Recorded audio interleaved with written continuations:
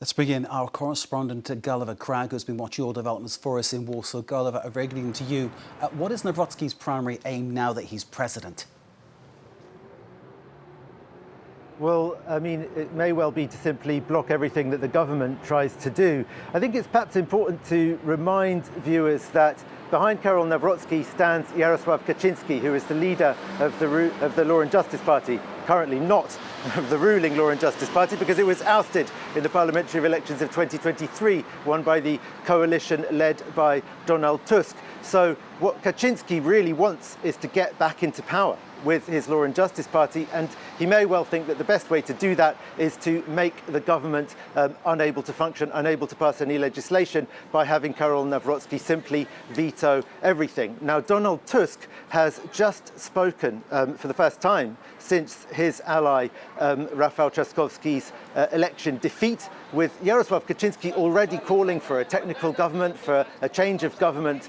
He says, well, fine, let's have a vote of confidence. He says that he is confident that his coalition will win a vote of confidence in Parliament, and he says that it's important to show Poland and the world that the coalition stands strong. Donald Tusk says that he has no intention of taking a step back, and that an emergency plan for this situation has already been worked out within the party. He said, of course, it's not possible to give all details, and it's not possible to predict exactly what Karol Nawrocki's stance will be. But reading between the lines of his speech, it kind of seems to me that their idea is to pass pieces of legislation that are among the things that everyone can agree on, that are kind of in line with the Nationalists' agenda, bringing back more industry under the control of Polish businesses, for example, to pass pieces of legislation that it's hard, would appear absurd for Karol Nawrocki to veto, and to kind of break the idea that he will simply veto everything.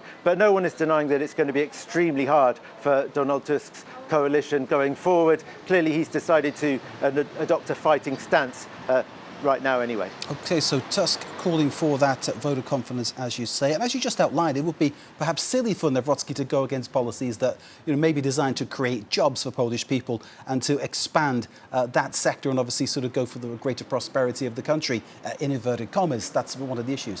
What about support for Ukraine, Gulliver? Because clearly that is something that has, by extension, been mentioned too by Nawrocki, talking about putting Polish people first rather than Ukrainian refugees.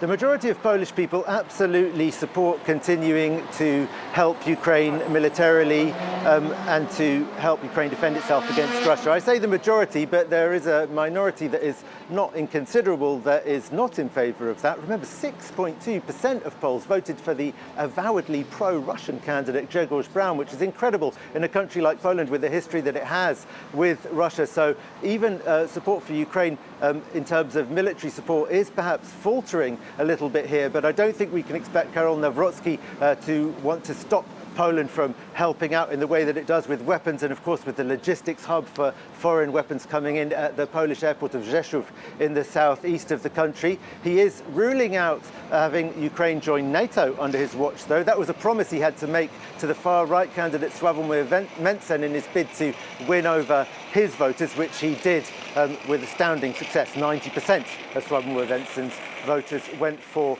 Karol Nawrocki in the second round. And he's also ruled out sending Polish troops to Ukraine, but that's actually something that Rafal Trzaskowski was also against. And then where he's much more anti-Ukrainian is in terms of the situation of Polish refugees in Poland. They've been very much stigmatized lately, particularly by the right-wing political campaign, but not only actually by the right, although in fact the vast majority of them work and pay taxes and contribute to Polish economic growth. They've been stigmatized among those of them who are benefiting from social payments, and Karol Nawrocki would, I think, like to cut those, but he's not the government, actually. I mean, he could veto a government plan to increase them, for example, or he could propose a plan to cut them, but he doesn't have the power to do that just on his own.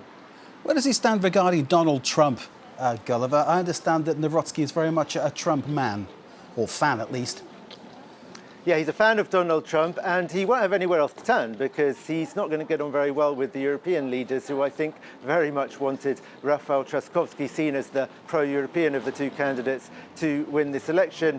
Karol Nawrocki is more Eurosceptic. I mean, he's not against being in the European Union, but he wants less Europe, he wants less European intervention in Polish affairs, and he represents a party that was roundly condemned by the European Union during its 8 years in office for democratic backsliding. So he really has to count on his alliance with Donald Trump, and that may lead him to face some difficult decisions, because Donald Trump is not keen, of course, on spending more US money on defence in Europe. He wants the Europeans to spend more money on their own defence. Poland is doing that, but in emotions running high, as you hear.